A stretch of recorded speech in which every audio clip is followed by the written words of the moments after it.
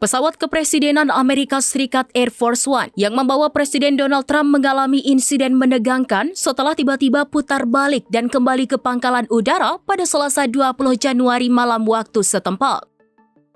Insiden tersebut terjadi tak lama setelah pesawat lepas landas. Sejumlah lampu di dalam kabin dilaporkan sempat padam, memicu kekhawatiran soal gangguan teknis selama penerbangan. Mengutip laporan The Independent, Trump saat itu dijadwalkan bertolak ke Davos, Swiss untuk menghadiri World Economic Forum.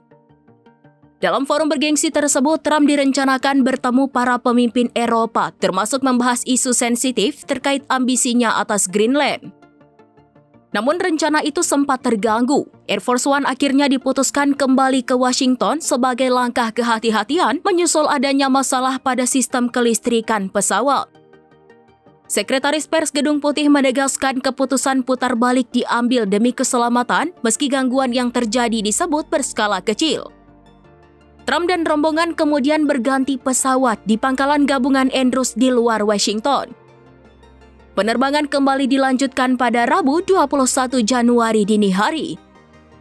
Pesawat pengganti lepas landas sekitar 2,5 jam setelah keberangkatan awal dan Trump akhirnya melanjutkan perjalanan menuju Swiss sesuai agenda.